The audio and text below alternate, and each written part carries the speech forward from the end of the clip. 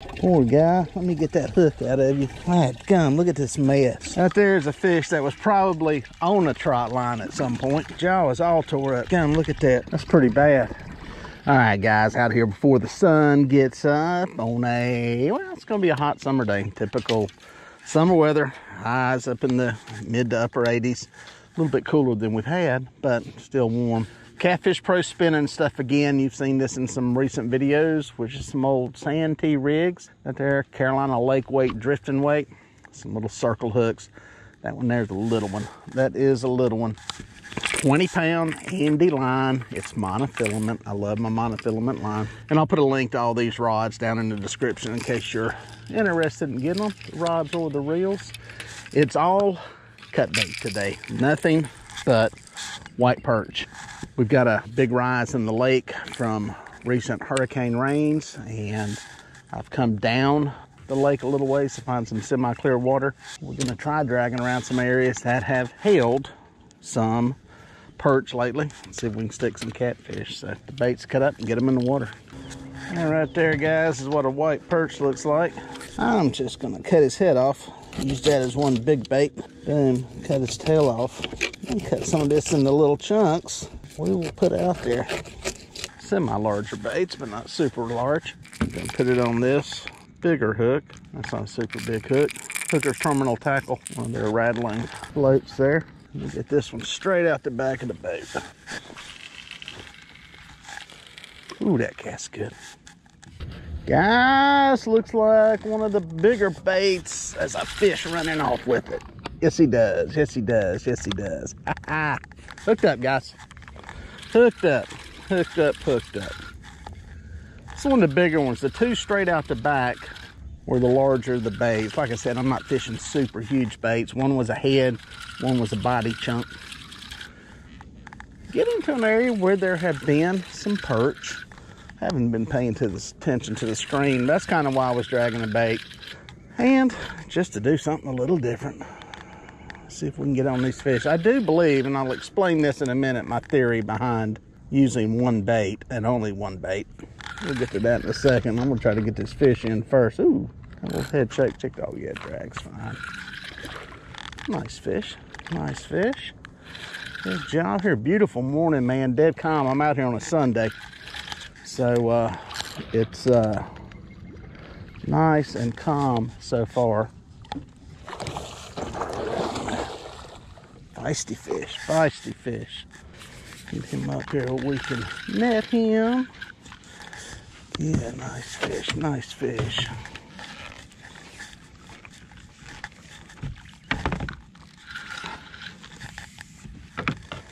Get him in. Oh, he barely hooked. He went in that net perfectly. Again, here's why I like this bait feeder. Watch this. You flip that. You take some line off of there. I'll put you a link to these in the description. Let's get him in here. It's a good solid fish in the teens right there. Will Tice hooked better than I thought. I thought he wouldn't. That's a smaller hook. That may have been a smaller bait. I don't know. Low teens, big belly, starting to feed. Nice looking old blue cat. Looks like a female. We like them. Happy to get them. Let's talk about them baits. First, let's get this in back.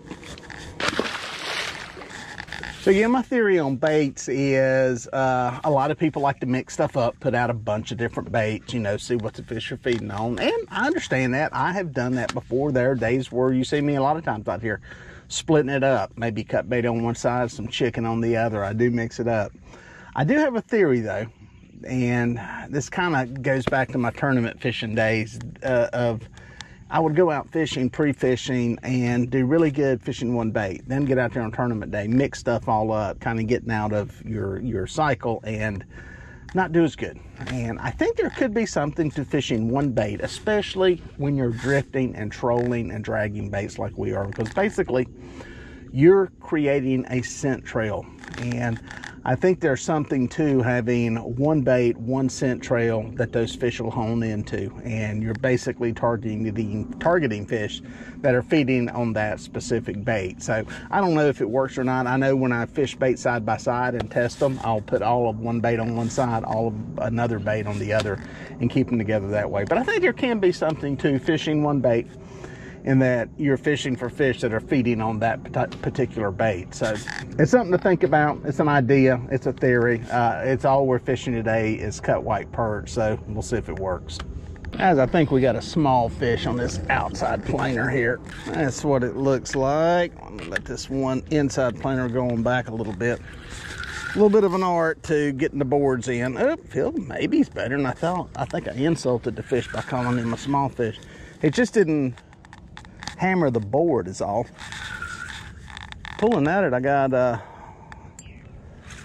board pulling against it. One thing really in planer boards, I always tell clients, you know, you got your resistance to the board, but generally, if there's not a fish, that board's gonna flop over and start coming in. When that board is pulling back, or when you're pulling on it and it ain't falling over, you got a fish. So another thing I tell people is don't stop reeling. Even if you think there's not a fish on there, keep the pressure on them. I've had people that have probably lost fish by, they take a couple cranks and think there's not a fish on it. And it gives time to put some slack on the line and they come off. I know sharks are notorious for that in saltwater. You'll hook one and he'll take off and then come running right back at you and then go the other way and then come running at you again. So keep the pressure on. Worst case, you get in and you check the bait and see what your bait looks like. So one of the tricks here is to keep pressure on it while you're taking the planer board off, which is a lot easier on a guide trip than it is when I'm out here doing this by myself. Perfect world, you just let the planer board slide down the line. Just not a fan of doing that. It gets in the way. It's flapping around when you're trying to bait it. It doesn't feel as heavy now. I don't know. We'll see what happens when we get to the boat with it. Little clear water down here. Came through the mud up the river. Down here in some at least decent looking water. Not that you can't catch them in the mud. I just feel better in clear water. Oh, he's gonna be close to lifting size. Let's see if I can get him in without losing him. Oh, probably shouldn't do this. Oh, released at the boat. Boom. He is a good fish. Hopefully you got to see it. Probably about 12 pounds. Probably shouldn't have lifted him in. Wouldn't do that on a guide trip, but when you're out here fun fishing, it's okay. Outside planer, that was a relatively smaller piece of bait. So they're hitting, they're feeding. We're not on fire with them, but we're catching some and we're getting bit. I'm coming across a flat right now, but I'm coming up to the river channel right through here. So get that inside down. I'll get the board on it. And I'm gonna run down that river channel. We started out a little bit closer in. It produced that one fish, but getting up here, I'm gonna try a little bit deeper. Like I said, water's clearer down here. As I said earlier, you can catch fish in muddy water, nothing wrong with that. But especially in a lake like this that stays clear most of the time, when you get muddy water, it can, I think, affect the bite. I like anchoring in muddy water, but I felt like trolling and drifting this morning before the boat traffic gets out here. So I feel better doing that in some clear water. So got two. Let's see if we can stick us one more. Guys, I think that's a fish right there. It is swimming off really weird. It's doing some weird non-pulled back stuff. Yep, that is a fish. It is a fish. I promise I'll net this one and bring it in the boat. It's the joy of being out here and not on a guide trip. I don't have to net every fish. The bad thing about the Lund is the skiff, you know, I bugger grip a lot of fish. The skiff's got a little bit lower size. This here, it's a lot harder to get over there to bugger grip a fish on this boat. Let's get this over here. Boom. But you can. I'll just net them. This may be a better fish, guys. This one could, I think this one's gonna have to have a net either way. I'm basically straddling the river channel now and started marking a lot more fish on this edge right through here. Oop, a lot of fish on this edge. So we'll see if we can get a few more down through here on this drag. I see some tail swirl out there. some bubbles. There he, oh. Ooh. This drag we got is kind of loose. About 6 pounds on that. Up here, get a shot at him. No, turn it. Oh, we got a fin wrap. There we go.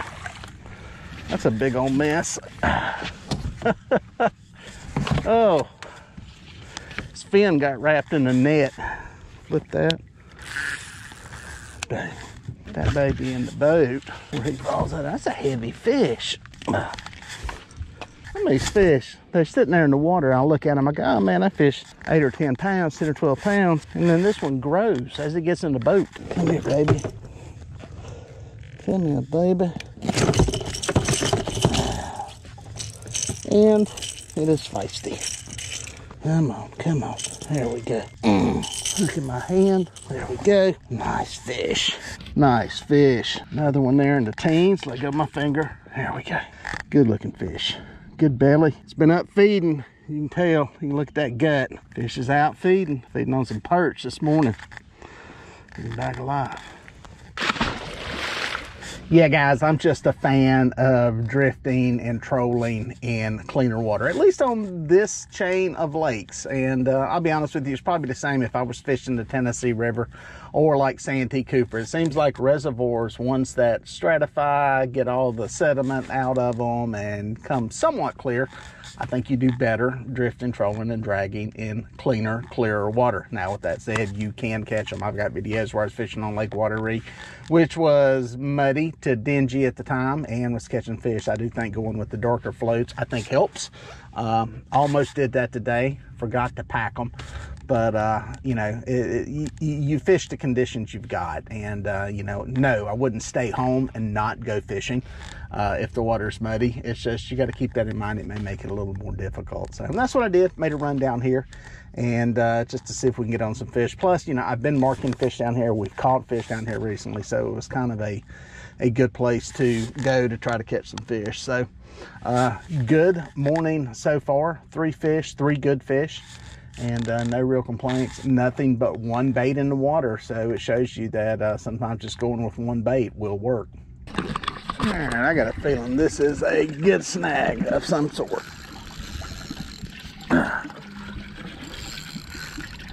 I can't tell if it's fishing line. Doesn't feel like a fish. I think I found me a limb. It's gonna be a pain.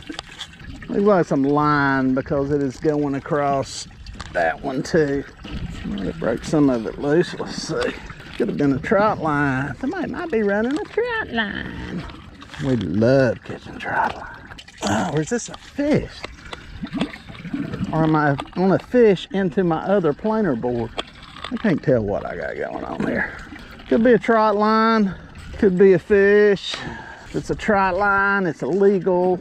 My money's on a log and my planer board. Let's see what we got here. All right, so there is a fish and there is fishing line. And I got my planer board. What a mess. Oh, what a mess. I thought I had, speaking of trout lines, this fish looks like it's been in a trout line at some point. Oh, dang, his jaw is emaciated. Whoo, this thing looks bad. Poor guy, let me get that hook out of you. Alright, come, look at this mess.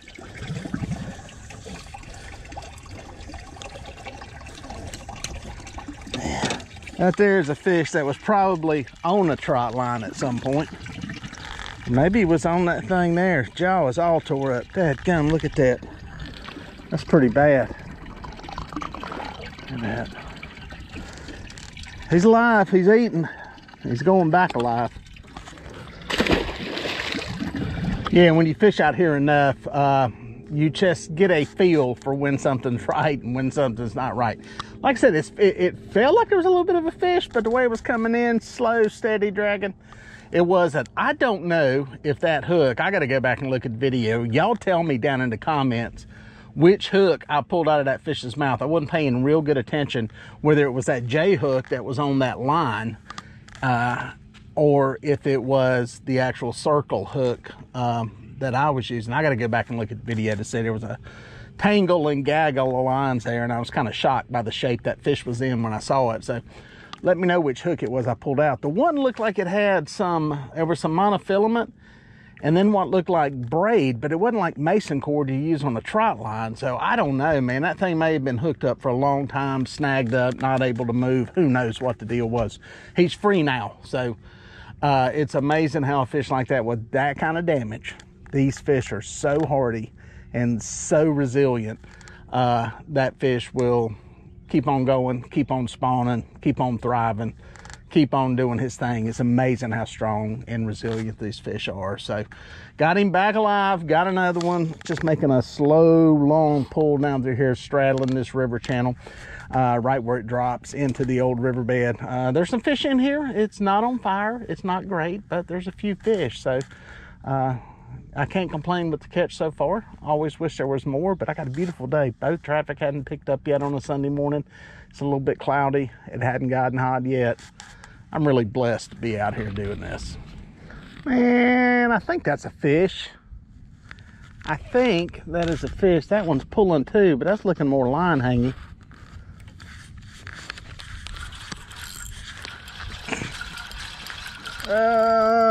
I'm gonna say yeah, but he's gonna end up coming through this other planer board line.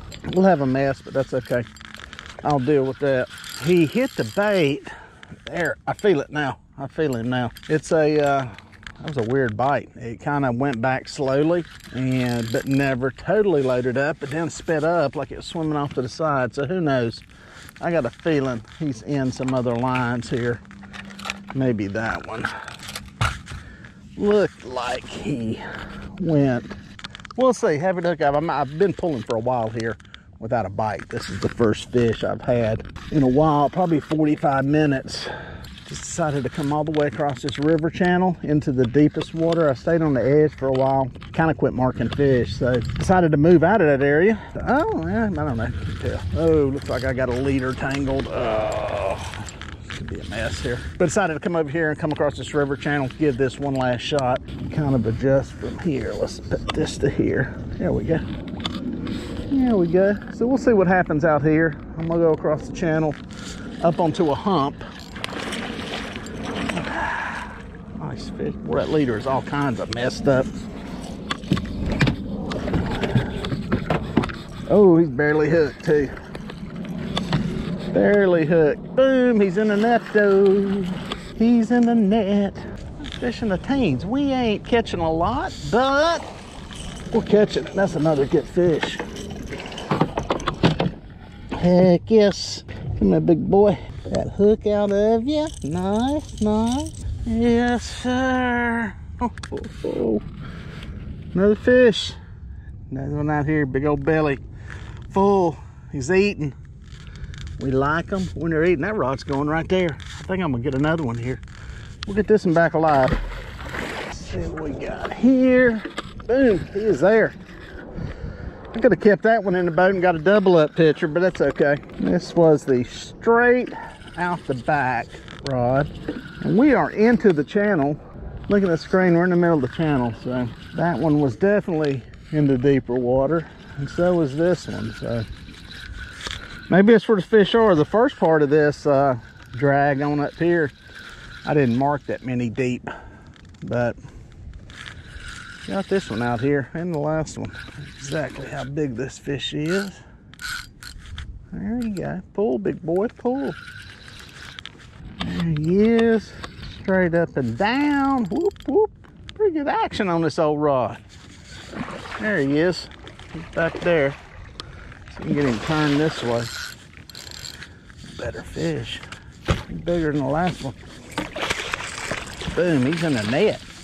Heck yes. That's on one of the Hooker's terminal tackle rattles, along with that big old perch head. Flip this lever. Okay. Get that line off of there. Oh, that one's bigger. He's definitely bigger. That's a good sized fish there. Might be the big boy of the day. Way down deep. Come back here. Oh, I can get you loose. Stop it, stop it. There we go. Stop, stop, Stop. Oh, he's gonna be mad. Stop it. Oh, he's gonna bite me. Good fish. He bit me a couple times. Good fish. Another one. High teener. We'll take them. Happy to have these babies. Good fishing. Doubled up, 2 at a time. Catching them. Back alive. Boom, there's 2 fish back to back right in the same area. Man, you know, this was going back into the deepest part of the river channel, and there's no thermocline out here now. They've got enough water moving through here that's got things kind of churned up and moving around. So no thermocline going on, but there's some fish there. They're not everywhere though. Man, I dragged a lot of the river channel earlier. Never marked a fish, never saw a thing. So could it be they pulled back in there later in the day, sun got up? Who knows? You just have to fish it and figure it out and put some baits out there. We caught a lot of fish using nothing but perch today. So maybe there is something to what I said at the beginning about one bait and letting them find that bait, letting them come into that scent trail and having 6 options out there to where you can get them. I think it makes a difference when you're trolling and drifting and dragging baits. I think it can be a good strategy. If you're gonna split baits up, maybe put one on one side of the boat, one bait on another side of the boat. I don't know that mixing up 6 different baits out there is a good idea, but you know, you will catch fish. You hit the right fish, you put it in front of them at the right time, you'll catch those fish. So there's a lot of options, guys. There's no right or wrong. There's no way you have to do something or this ain't gonna work at all to your ruin. Just get out there and fish, try some things, see what's worked, see what's fun for you when you're out there fishing, and I think you'll enjoy your time on the water a lot more. Guys, I caught that last 2 fish. I said, you know what? I've had a pretty good day. Was reeling some stuff in, and this outside planer board's got a fish on it. Back when I hooked into one of those fish, I thought I seen this rod move. I caught the second fish, didn't really pay any attention. Never seen the board do anything crazy, and the board's just been going with the boat as I come across here. Hooked into one. Hooked in. Hooked in. Either A, I rolled into the right place, or it's this time of day biting here going on. It feels like a heavier fish. Feels heavier. Kill my trolling motor. Don't really need to be moving at this point. But yeah, pretty good day. It's getting later in the morning. I said, you know what? Get back and chill. Get off the water before the boat traffic. But I get one more fish. He's either a raptor coming in very heavy. Pretty sure this is a nettable fish. Oh yeah, oh yeah, oh yeah, oh yeah. Boom, he's in the net. He is in the net. Oh yeah, another good one. Another one well into the teens. Heck yes, guys. Got that out of there. Good one, good one. Stop with the shake. There we go. Good teener fish. Nice, healthy, deep water. Deepest part of the lake right here is where they were at. They weren't everywhere like this, but these fish are biting here for some reason. Take it while you can get it. Back alive. All right, guys, one last fish, man. I got the rods and the holders and heading back in. Yeah, I literally was getting ready to roll out of here, and I was putting rods in a rod rack. You can see them behind me, and man, I went to check that one planer board, and poof, there was a fish on it. So we'll take them anyway we can get them. That one hit, I think, when I had those 2 fish on earlier. So I think that's what was going on then. So, you know, great day of fishing. Way better than I thought it was going to be. It ended up being very, very good here at the end. I don't know if we found them or if it's just time of day or what. You know, I don't, you know, I think about it and talk about it. Don't try to figure it out. I'm just happy to catch some fish and get some in the boat. And hopefully you guys can get out and do the same.